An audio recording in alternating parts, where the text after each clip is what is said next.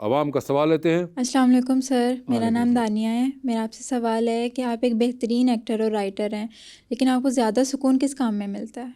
जब किसी चीज़ के पैसे अच्छे मिल जाए।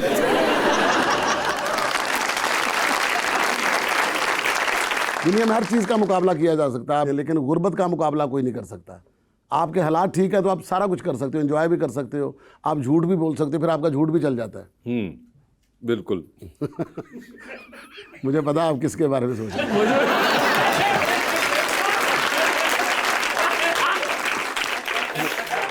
और मुझे ही पता कि आप किसके बारे में सोच रहे हैं। ना भाई, मैं तो नहीं बोलूँगा।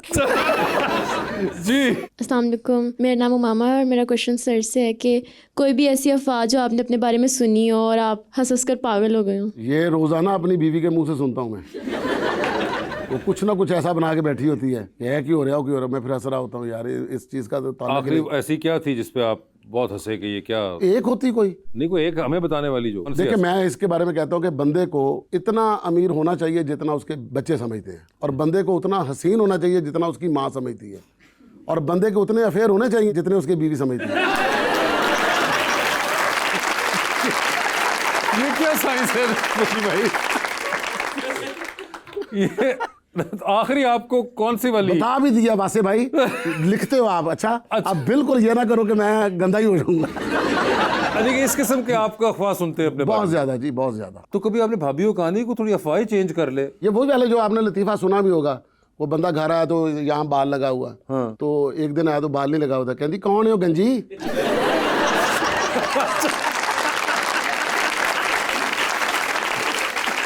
अच्छा, जिसका बाल ही नहीं लगा।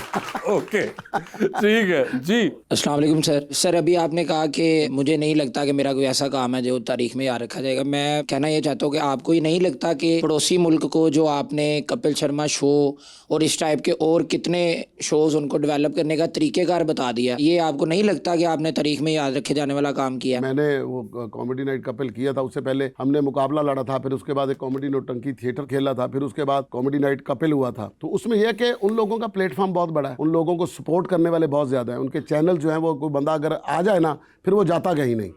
हमारे यहाँ पर कोई बन जाए ना फिर वो रहता नहीं। आप बहुत सारा देखें, कमेंट सेक्शन में जाके जब देखेंगे ना, कहीं मेरा अगर इंटरव्यू हो तो मैं अगर जिस तरह आपने ये कहा है कि आपने वहाँ जाके ये किया वो किया, उन्होंने सीखा ये किया, अब आपने ये कहा है, नीचे लोगों ने मुझे लिखना है एडा तू वड्डा, तू उत्थे सिखा गया है, तेन नहीं आंदा, तू इत्थे क्यों नहीं करता पे। आपको ये सुनने के लिए मिलता है। ये चीज़ें आपका हौसला तोड़ती हैं। आपने कुछ ना किया हो तो आपको थोड़ी सी सपोर्ट मिल जाए, आपको कोई कह दे कि जी आपको जी सपोर्ट कर दे, आपको कोई अच्छा जुमला बोल दे जिससे आपका हौसला बढ़े, तो फिर हम बहुत ज़्यादा चीज़ें अच्छी कर सकते हैं। यहाँ भी सारा कुछ बन सकता है, ठीक है। वो एक दूसरे का हौसला बढ़ाते हैं, एक दूसरे को मानते हैं। यहाँ पर अगर कहा जाना जी कि फ़लाँ रोल के लिए अगर नसीम विक्की को कर लिया जाए तो दूसरा साथ कहेगा नहीं होती जगह तेनू फलाना ना करा देंगे, नहीं यार वो चाहिए, और यार वो तो सुता नहीं उठता, यार वो तो अपना एटीट्यूड बहुत है, वो तो तुहानू तंग करेगा, ये करेगा वो करेगा। हमारे यहाँ बातें होती हैं। वहाँ पर अगर कहते हैं ना जी कि फ़िल्म के लिए एक कुत्ता चाहिए, तो जी शर्मा साहब के पास एक कुत्ता, यार क्या कुत्ता है भाई, ले लो।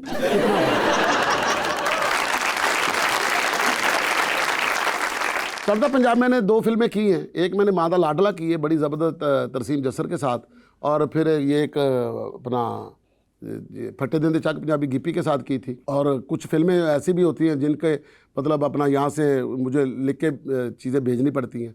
तो अभी एक फ़िल्म बन रही है जिसकी पंचेस का काम हो रहा है, तो वो तकरीबन मैं ही कर रहा हूँ उनके साथ, मेरा इतना रहता है। बाकी इससे पहले जब अपना पंजाबी फ़िल्म का हुआ था तो मैं फ़िल्म करना नहीं चाहता था। आपने देखा कि मैंने पाकिस्तान में भी फिल्में नहीं की। मैं अपने आप को फिल्म का एक्टर समझता ही नहीं। मैं समझता हूँ कि यार मैं एम ही काम का किसी का काम ख़राब करूँगा, मतलब शान के साथ अगर काम करता हूँ ना तो मुझे नहीं अच्छा लगता कि यार मैं कॉमेडियन सा बन के खुली कमीज़ पा के तो ना फिर रहा हूँ, ठीक है। अब शान जैसा मैं हूँ नहीं है, उसके साथ मैं मतलब वैसे चंगा नहीं लगता, तो क्यों ना शान ही करता रहे। एक बंदे ने संभाला हुआ काम, उसको करते रहना चाहिए।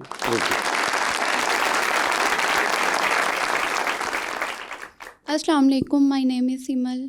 सर, मेरा आपसे क्वेश्चन है, इस इंडस्ट्री में कौन सा ऐसा अदाकार है जिसकी जुगतों का जवाब आप भी नहीं दे सकते?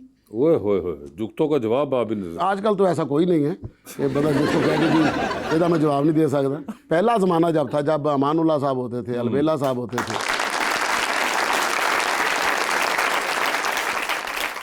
ये वो लोग थे मतलब जिनको आप ना बात कर सकते थे ना जिनकी आप सह सकते थे। अलबेला साहब तो ऐसी ऐसी बात करते थे जी कि ऐसे लगता था जैसे आपको किसी ने शेर सुना दिया हो, शायरी वाला आपको अंदाज लगता था, दाद देनी पड़ती थी। वो लोग जो थे वो तो कमाल थे। बिल्कुल। और सेम अमानुल्लाह साहब के साथ भी क्या थिंक वो जो पहले वाला होता है वो क्रिएटिंग जोन में थे, अभी क्रिएटिंग कम हो गई हुई है, कॉपी पेस्टिंग ज़्यादा है। कॉपी पेस्टिंग ज़्यादा हो गई। क्रिएशन के अंदर या तो आपको बहुत कॉन्शियसली काम करना पड़ता है उसके ऊपर कि आप अपने आप को जहनी तौर पे उस मोड में लाएं कि अब आपने क्रिएट करना है, कुछ नया करना है या नई चीज़ सोचनी है, या फिर आप अगर उस काम के अंदर पहले हों तो फिर आप जो भी बोल रहे होते हैं वो आपको ओरिजिनली लग रहा होता है। बिल्कुल ऐसा तो ही है। ये एक बहुत एलिमेंट था जो कि अमानुल्लाह साहब और बेला साहब जैसे लोगों के करियर में था कि क्योंकि वो सबसे पहले वाले जोन में आ रहे थे तो वो जो बोलते जा रहे थे वो क्रिएट होता जा रहा था एज अ फर्स्ट थिंग। मैं तो उनको कहता हूँ वो साइंसदान थे, उन्होंने चीज़ें ईजाद की हैं, उन्होंने लाफ्टर ईजाद किया था।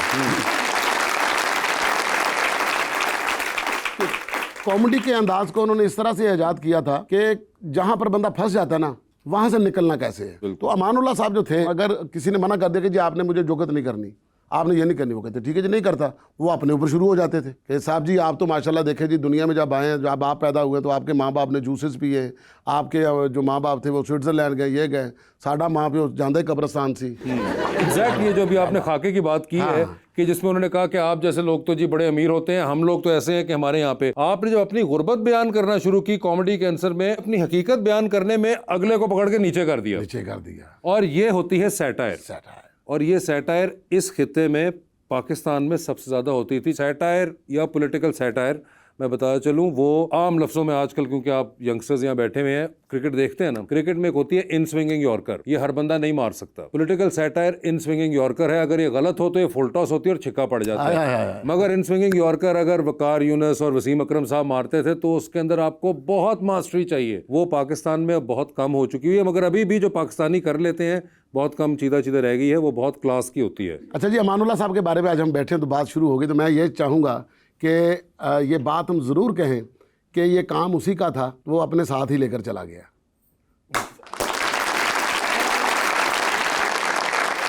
वो काम बिल्कुल उनका था, और वो आर्ट जो था ना जिससे वो ओरिजिनल क्रिएट कर रहे थे वो अपने साथ लेके चले गए। जो पीछे छोड़ के गए हैं वो उसमें कॉपी पेस्टिंग की बहुत, वो तो देखो ना, अब हम क्या कहते हैं कि जी जब हमने ड्रामा करना होता ना जी, तो एक डब्बे के अंदर जैसे जम्मू डाल के ऐसे नहीं बंदा फेंकते, इस तरह आप जुगते फेंक देते, जेदे हाथ जिन्नियां आ गई हैं बिल्कुल वो चौके फिर वो बेड़ा कर, वो बिल्कुल आ रहा है। मगर वो जो ओरिजिनल क्रिएशन थी ना वो नहीं कर सकते। वो कॉपी पेस्टिंग वाले आजकल एक सोशल मीडिया के ऊपर बड़ी एक दौड़ लगी हुई जी, हमें करने नहीं दिया जा रहा, हमें बोलने नहीं दिया जा रहा, हमें आगे नहीं आने दिया जा रहा।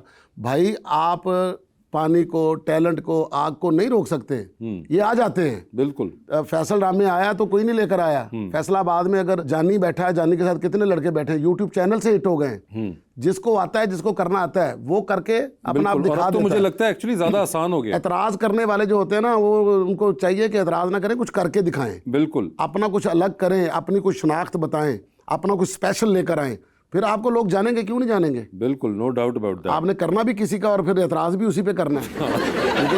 नहीं बिल्कुल। मगर विकी भाई, thank you so much for being on the show. आपका बहुत बहुत शुक्रिया, और हमेशा की तरह आपसे बात करके बड़ा मज़ा आया हमें, और उम्मीद है आप लोगों ने भी इंजॉय किया होगा। Thank you so much.